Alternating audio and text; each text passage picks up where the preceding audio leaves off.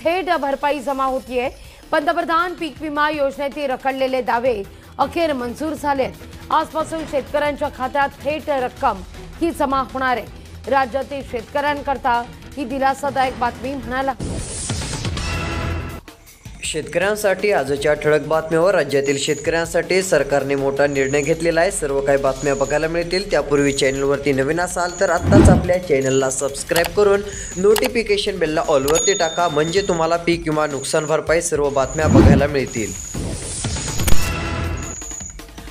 Network अभावी शेतकऱ्यांच्या ई-पीक पाहणी नोंदणीमध्ये मोठ्या अडचणी। सध्या स्थितीला ई-पीक पाहणी देखील करणे गरजेचे आहे। शेतकरी मित्रांनो, ई-पीक पाहणी केली तर पुढे चालून तुम्हाला मदत मिळू शकते। ई-पीक पाहणी करा, मात्र काही ठिकाणी ई-पीक पाहणी करताना शेतकऱ्यांना मोठा अडथळा येत असल्याचे देखील चित्र स्पष्टपणे दिसून येत आहे। मोठ्या प्रमाणात अडचणी।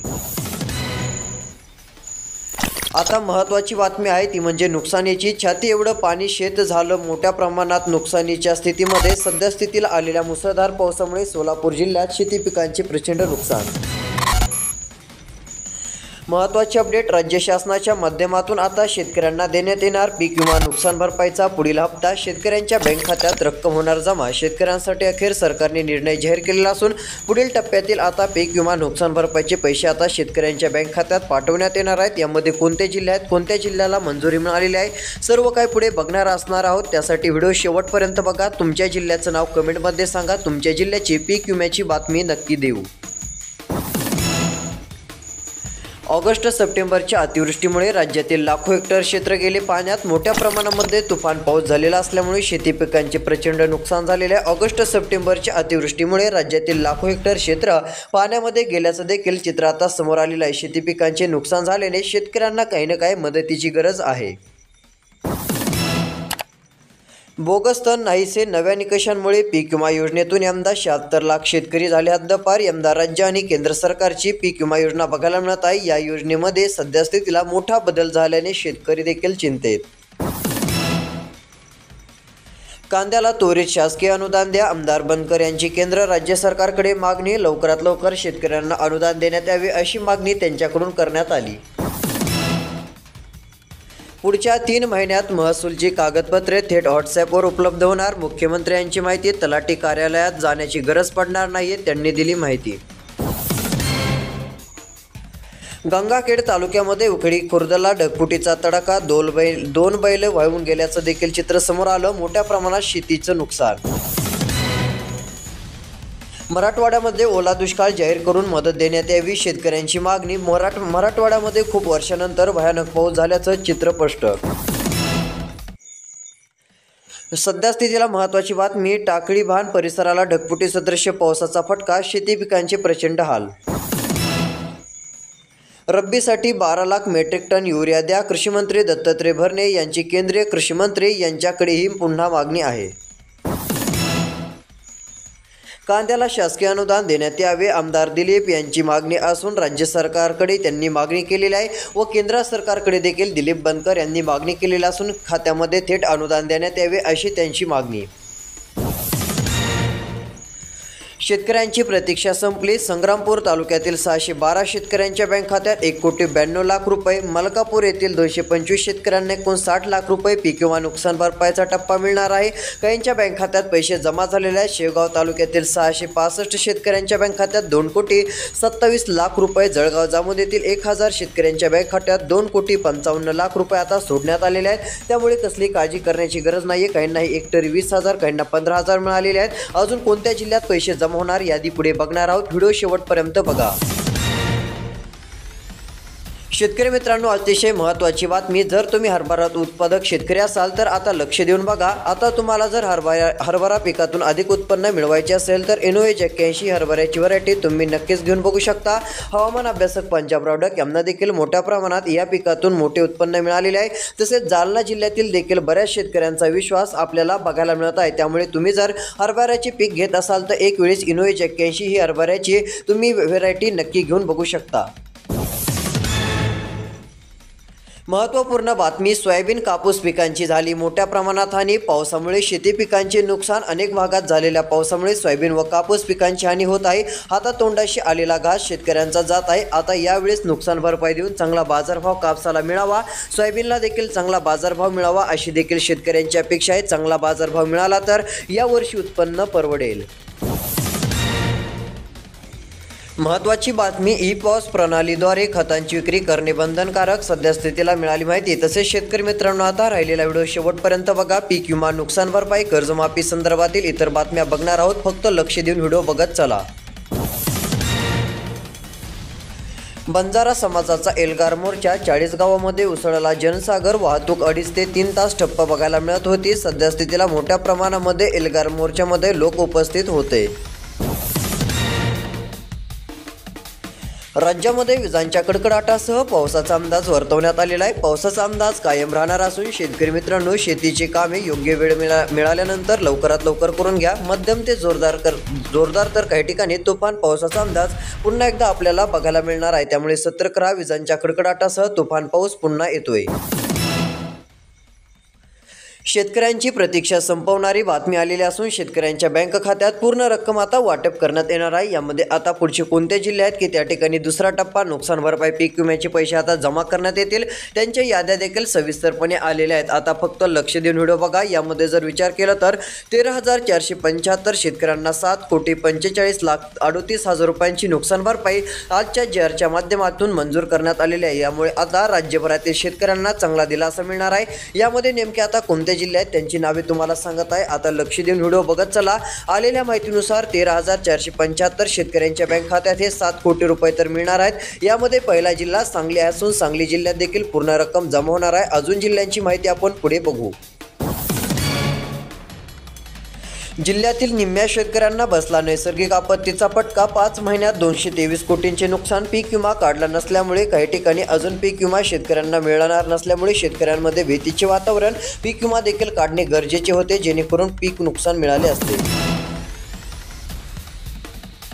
कांद्याला हमी भाव जाहीर न केल्यास रस्त्यावर उतरणार. नायगाव ग्रामसभेत कांदोत्पादक शेतकऱ्यांचा इशारा. कांद्याला हमी भाव जाहीर न केल्यास आता डायरेक्ट आंदोलनास उतरणार असल्याची त्यांनी माहिती दिलेली आहे. कांद्याचे दर सध्या घसरणीत.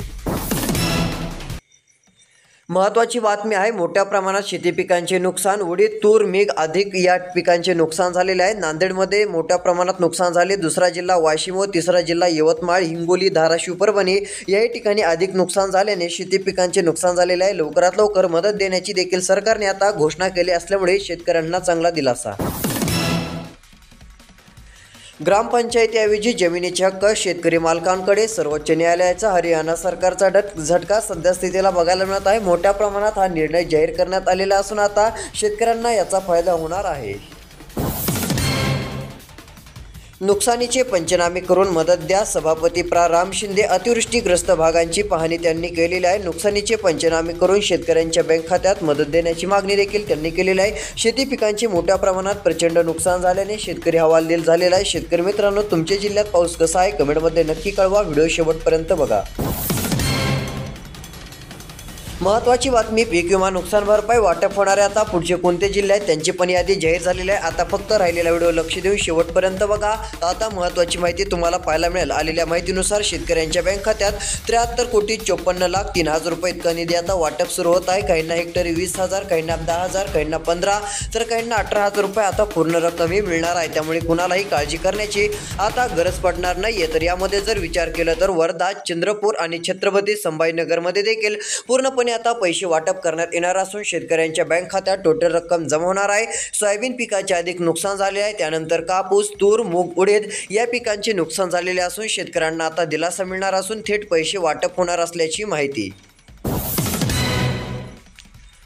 अनुदान घोटाळ्यातील बोगस लाभार्थी रडारवर. सद्यस्थितीला तहसीलदार सुनील सावंत यांचे आदेश. रक्कम परत करा, नसता 7/12 बोजा. शेतकऱ्यांच्या 7/12वर बोजा चढवणार अशी माहिती मिळत आहे. मोठ्या प्रमाणामध्ये अनुदान घोटाळ्यातील बोगस लाभार्थी आता जे आहे ते रडारवरती बघायला मिळत आहेत. लवकरात लवकर आता त्यांचं जे आहे ते सापडण्याचं काम देखील सुरू आहे. कोणी किती रुपयांचा घोटाळा केला ही माहिती देखील आता उघड येण्यास सुरुवात झाल्याने इतरांना माहिती समजली.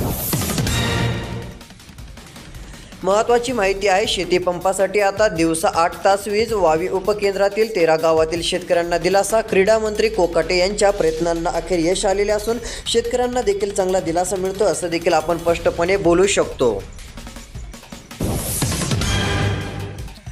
शेतकऱ्यांची प्रतीक्षा संपवणारी बातमी. अजित पवार यांचा मोठा निर्णय. राज्याचे उपमुख्यमंत्री तथा अर्थमंत्री अजित पवार यांनी शेतकऱ्यांसाठी मोठा निर्णय घेतलेला असून आता पैसे वाटपाचं काम आम्ही सुरू करणार आहोत असं सांगितलेलं असून शेतकऱ्यांच्या बँक खात्यामध्ये आता पूर्ण पैसे वाटप करण्यात येणार आहेत. मदतीची रक्कम सोडण्यात येणार असून अजित पवार भाषणावेळी म्हणाले की आता आम्ही शेतकऱ्यांच्या बँक खात्यामध्ये दसऱ्यापर्यंत रक्कम पूर्णपणे टाकणार आहोत. त्यांनी सांगितलं नुकसान भरपाई देण्याचा प्रयत्न आमचा सुरू आहे. त्यांनी असं आश्वासन शेतकऱ्यांना दिलेलं आहे. त्यामुळे शेतकऱ्यांना चांगली खुशखबर मिळते. शेतकऱ्यांना दसऱ्यापर्यंत आता मदत मिळून जाईल असं अजितदादांनी सांगितलं आहे. त्यामुळे काहींना 10,000, काहींना 20 किंवा काहींना 18 ते 12,000 रुपये देखील आता रक्कम मिळू शकते. त्यामुळे काळजी करण्याचं कसलंही कारण नाहीये. सरकारकडून आता थेट शेतकऱ्यांच्या बँक खात्यात पैसे वाटप होणार. अजून जिल्ह्यांची यादी बघू.